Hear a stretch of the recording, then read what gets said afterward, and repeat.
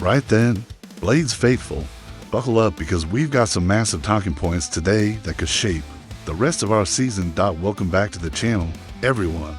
If you're new here, smash that subscribe button right now and join thousands of fellow Blades fans who get the latest United news before anyone else. Hit the notification bell too, because trust me, you don't want to miss what's coming in the weeks ahead. Today's episode is packed with 3 crucial stories that every Sheffield United supporter needs to hear. We're talking about our upcoming clash with Watford and whether history can repeat itself. We'll dive deep into the numbers to see if Chris Wilder's return has actually made us better. And we're looking ahead to January with a striker target that can solve our goal-scoring crisis. This one's going to be detailed, it's going to be honest, and it's going to get you thinking about where we go from here. So settle in, grab a brew, and let's get stuck into the latest from Bramall Lane. Before we crack on, drop a like on this video if you're backing the Blades to turn this season around.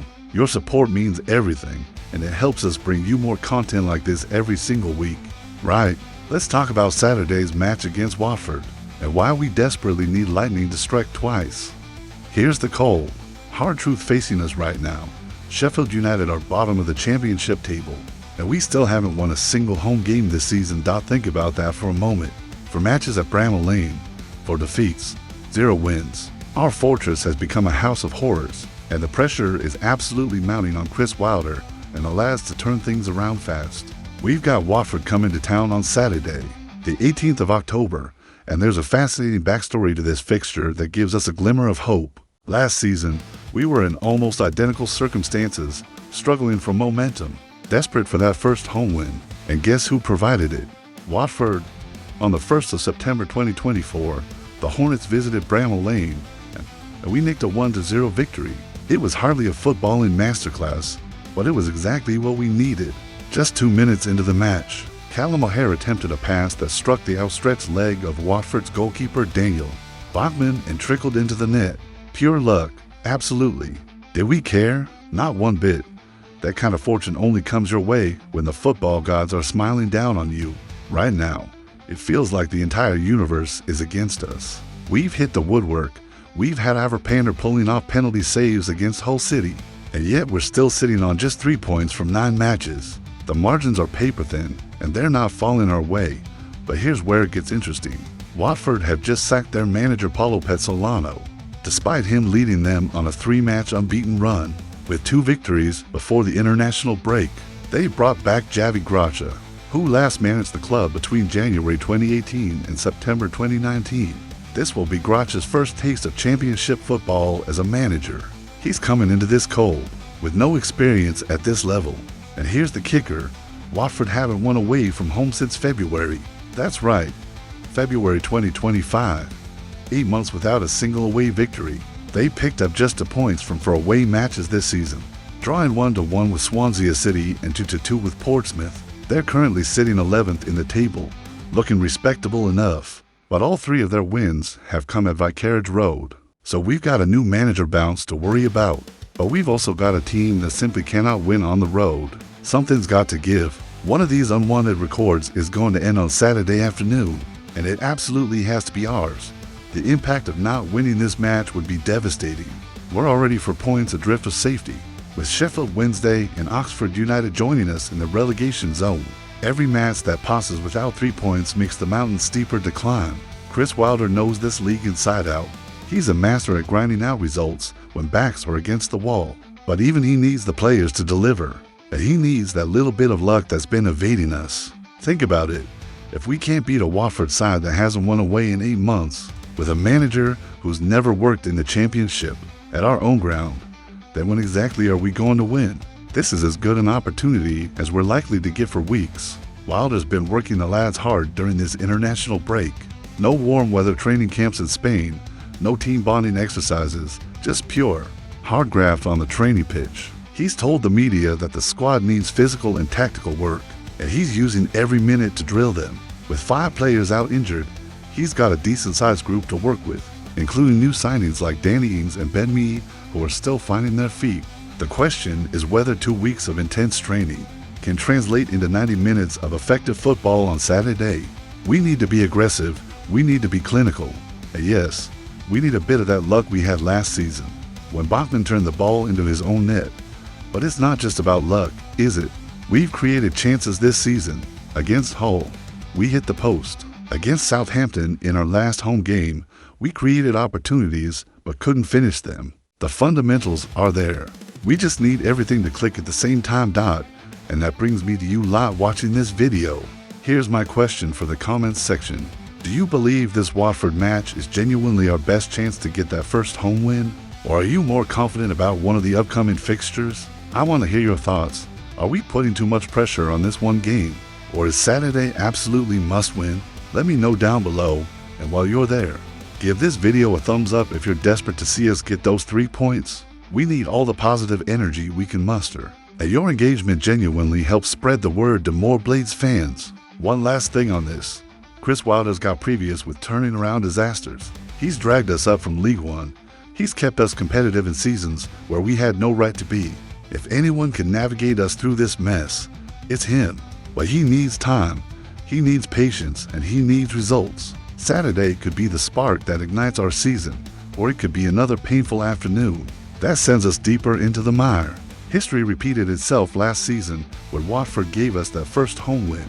We're praying it happens again, because right now, we need every bit of help we can get, right? That's the Watford situation covered, but there's a bigger question hanging over Bramall Lane that we need to address head on. Has Chris Wilder's return actually made Sheffield United better? It's the elephant in the room, and the statistics paint a complicated picture. When the club sacked Ruben Sells after just 5 championship matches and brought Wilder back less than 100 days after controversially dismissing him, following the playoff final defeat to Sunderland, it sent shockwaves through the fanbase. Some welcomed the return of the prodigal son with open arms. Others felt we were going backwards, retreading old ground instead of progressing. Fast forward through Wilder's first 4 matches back in charge, and we're still rock bottom of the championship with just 1 victory to show for it. So let's dig into the numbers and see what's really changed, because the eye test alone isn't telling us enough. Under Ruben Sells, the approach was meant to be progressive, dynamic, attacking football. That was the promise, anyway. In reality, Sells' 5 matches against Bristol City, Swansea, Millwall, Middlesbrough, and that horror show 5-0 defeat at Ipswich Town revealed a team that was structured but toothless. The statistics show that Sells' Sheffield United averaged 44.8% success in duels, which was genuinely one of the lowest rates in the entire division. We were being bullied physically, losing the individual battles all over the pitch. In terms of attacking output, we managed 60 for entries into the final third per match, 30 to entries into the penalty area per match, and just 9 key passes per game. Now, those numbers suggest we could build play reasonably well through the thirds, but we completely lacked penetration in the final third. The ball would shuttle sideways across the edge of the box with minimal movement, or incisive passing to unlock defenses. It was sterile, predictable football that really threatened opposition goalkeepers. Defensively, Sells' system was even worse. Opposition teams averaged more than 50 entries into our final third per match, and we were constantly exposed on the counterattack. The structure simply wasn't providing any stability at the back, which is criminal when you're struggling to score at the other end. Enter Chris Wilder, who's faced Charlton Athletic, Oxford United, Hull City, and Southampton in his opening 4 matches. Now, it's worth noting straight away that Wilder's opponents have been considerably weaker on paper than Sells' fixture list. Bristol City are consistently decent in the championship. Swansea can be tricky. Millwall always make life difficult for us. Middlesbrough are our bogey team, and Ipswich were preseason favorites to win the title. By contrast, Charlton and Oxford were both tipped for relegation before a ball was kicked this season. Hull had the 2nd worst defensive record in the division before facing us. Southampton are underperforming massively in the early stages. Despite being a Premier League team last season, so Wilder's had an easier run, statistically speaking, but have his results been better? Well, the numbers show some improvement, but not as much as you'd hope. Under Wilder, our dual success rate has jumped to 50.4%, a noticeable improvement that reflects greater aggression and intensity from the players. We're competing harder for every ball, winning more individual battles, and that's evident to anyone watching the matches. In terms of attacking output, we're averaging 66 entries into the final third per game, slightly better than under Sells. Penalty area entries have crept up to 36 per match, a minimal improvement. But here's the surprise, key passes have actually dropped to just 6 per game, compared to 9 undersells. That suggests we're getting into dangerous areas, but creating fewer genuine chances for teammates. We're penetrating better, but executing worse in the final third, which is a bizarre combination. And here's the real shocker, defensively, we've regressed, despite facing weaker opposition. We're conceding more entries into our defensive third than we did undersells. Our defensive structure has gotten worse numerically, even though we managed to keep Oxford United to a 1-0 scoreline in our only victory. So what does all this actually mean? Well, the statistical analysis suggests that Sells' team was passive and couldn't penetrate defenses. Effectively, they were structured but lacked bite. Wilder's team, on the other hand, penetrates better and competes harder, but struggles to control matches for sustained periods. We're more aggressive going forward, but we're less solid at the back, and we're not creating as many clear-cut chances as we should be. The defensive regression is particularly concerning because many fans blame Sells' tactics for our vulnerability, but the numbers suggest personnel might be a bigger issue than tactics. We're simply not good enough defensively. Regardless of who's barking instructions from the TOUCHLI and E. To be fair to Wilder, he's been candid about what the team needs. During the international break, he told reporters that he rejected the board's offer of a warm weather training camp in Spain because the squad doesn't need team bonding. They need hard work. Tactically and physically, he's drilling them relentlessly, trying to instill the identity and intensity that made his previous Sheffield United teams so difficult to beat. He's integrating new signings like Danny Ings and Ben Mee, and he's working with players who are low on confidence after one of the worst starts to a season in the club's modern history. These things take time, and for matches it's hardly enough to implement a complete tactical overhaul. But here's the uncomfortable truth. We don't have time. We're already cut adrift at the bottom of the table. Every week that passes without stringing together wins puts us further behind the pack. Championship relegation battles are brutal, and teams that start this badly rarely recover. Wilder's upcoming fixtures offer a genuine chance to climb the table. After Watford on Saturday, we face teams in the bottom half, and we've got a trip to Preston North End to face former manager Paul Heckingbottom. These are winnable matches, on paper at least. The question is whether Wilder can get this squad performing consistently enough to take advantage, because right now, the statistics suggest we're only marginally better than we were under Sells, and that simply isn't good enough to escape the relegation zone. So here's my question for you. Do you think Chris Wilder is the right man to get us out of this mess? Or should the club have looked elsewhere when they sacked Sells? It's a divisive topic among Blades fans, and I want to hear both sides of the argument. Drop your thoughts in the comments below. Let's have a proper discussion about where we go from here. And if you're finding this analysis useful, hit that like button and share this video with other Blades fans who need to see the cold, hard facts about our situation. We can't afford to bury our heads in the sand. The numbers are what they are, and we need to face them honestly. Look, I want Wilder to succeed as much as anyone. He's a Sheffield United legend, and he deserves every chance to turn this around. But football is ruthless, and results are what matter. He knows that better than anyone. The next 6 to 8 matches will define our season. If we're still bottom of the table come early December, we're in serious trouble. But if Wilder can galvanize this group and go on a run, we could be mid-table by Christmas. The championship is that unpredictable right. That's the tactical and statistical deep dive sorted. But there's one more critical issue we need to discuss, because it's all well and good analyzing what we've got, but what about what we desperately need? Let me ask you this. When was the last time you watched Sheffield United and thought, yeah, we look dangerous in attack? I'll wait. Exactly. We've scored 3 goals in 9 championship matches this season. 3. That's a goal every 3 matches, and it's relegation form by anyone's standards. If we don't address our goal-scoring crisis in January, we're going down. It's that simple. Which brings me to Kieran Bowie, a 23-year-old striker currently playing for Hibernian in Scotland. He's someone we absolutely need to be looking at when the transfer window opens in January, because he ticks all the boxes for what Sheffield United desperately need right now. Let me give you the background on Bowie. He came through the ranks at Raith Rovers in Scotland, breaking into their first team as a teenager and showing real promise. With 10 goals and 39 appearances, that form attracted attention from down south. and Fulham brought him to England in 2024. Now, Bowie never made a first-team appearance for Fulham. No surprise there given how much money that club spends on attackers. But he was loaned out twice to Northampton Town in League One, where he showed his quality at that level.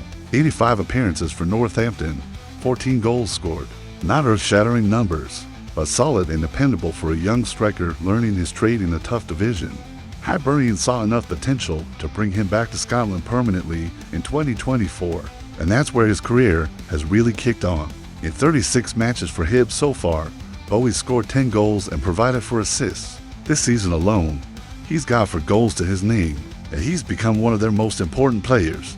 His contract runs until June 2028, so Hibs aren't under any pressure to sell, but every player has his price. And if Sheffield United come calling with a decent offer in January, I reckon we could prize him away from Easter Road. So what kind of player is Kieran Bowie? Well, he's quick, genuinely rapid over the first 10 to 15 yards. He's got an effective left foot that he can use for shooting and passing. And crucially, he loves to run in behind defenders. That last point is massive for us, because right now we've got a squad full of strikers who want the ball to feet. Tyrese Campbell is a decent player when he's fit, but he's not stretching defenses with runs beyond the last line. Danny Ings is 33 years old now.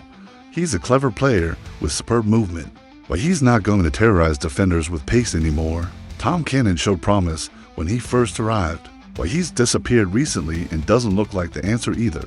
What we need is someone who can get behind defenders, force them to turn and run towards their own goal, and create space for others to exploit.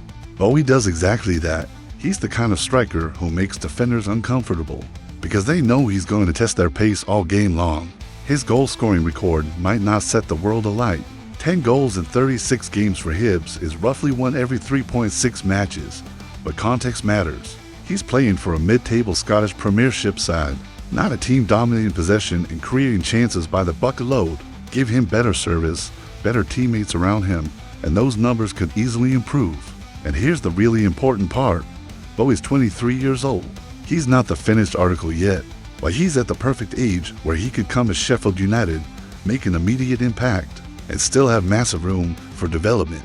We're not talking about a 29-year-old mercenary chasing one last payday. We're talking about a young, hungry striker who wants to prove himself in English football. The Championship is a step up from the Scottish Premiership, no question, but Bowie's already played 85 matches in League One for Northampton, so he knows the English game. He knows the physicality, the pace, the relentlessness of midweek fixtures and tough away trips. He wouldn't be coming in cold. From a financial perspective, this deal makes sense as well. We're not talking about £10 million or £15 million here. Hibernian might want £3 million to £5 million, which is manageable for a club like Sheffield United even with our current constraints. It's the kind of calculated gamble that could pay off massively if Bowie adapts quickly. Compare that to the scattergun approach we took in the summer transfer window. We brought in players on loan, we rushed through deadline day deals, and we ended up with a squad that doesn't fit together properly. That's got to change in January. We need targeted, intelligent recruitment that addresses specific weaknesses. And our biggest weakness is obvious. We cannot score goals, but we won't solve everything on his own. We've still got defensive issues, we've still got a confidence problem, and we've still got a manager trying to impose his methods on a group that's low on belief. But football is a simple game at its core. Score more than the opposition and you win. Right now, we can't score, so we don't win. Bringing in a striker who can change that dynamic is absolutely essential. Imagine Bowie running the channels, stretching defenses, and creating space for Callum O'Hare or other creative players to operate in those pockets. Imagine him making runs beyond the last defender that force center backs to drop deeper, giving us more space to build attacks. Imagine him scoring the kind of scrappy, important goals that change the momentum of matches and seasons. That's what we're missing right now. We need someone who can be the difference in tight, tense championship matches where one goal is enough to win. Bowie could be that player. So here's my question for you. Would you take Kieran Bowie in January? Or do you think we should be aiming higher? Are there other strikers you prefer us to target?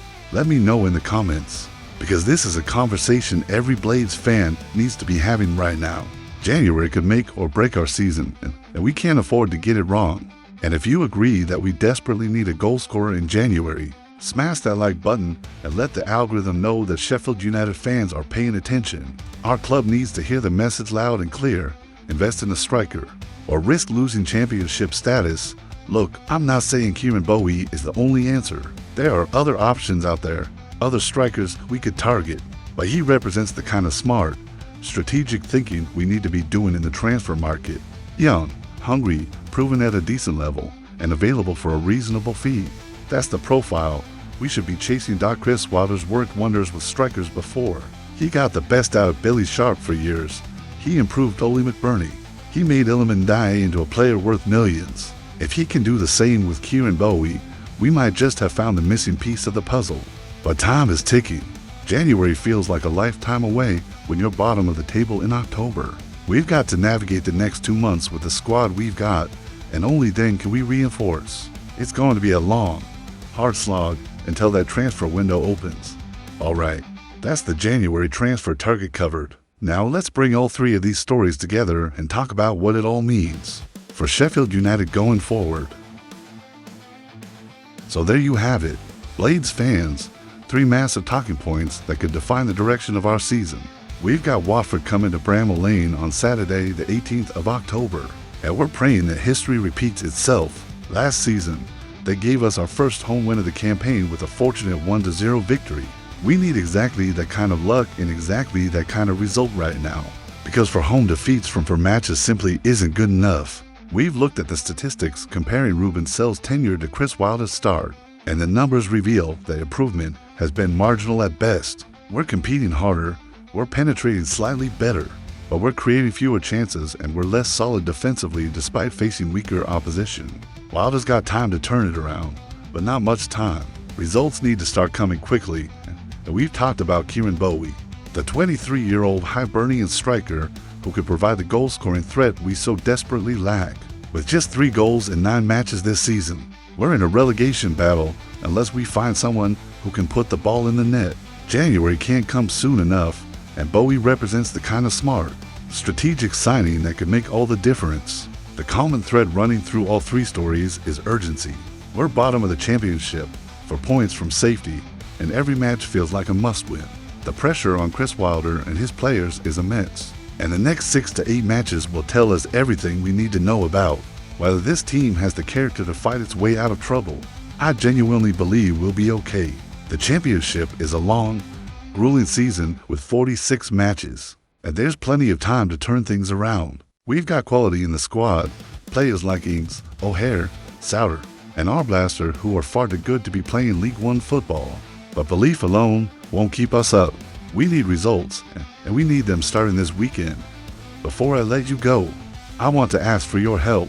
If you found this video useful, hit that subscribe button right now and join our community of Sheffield United fans who get the latest news and analysis every single week.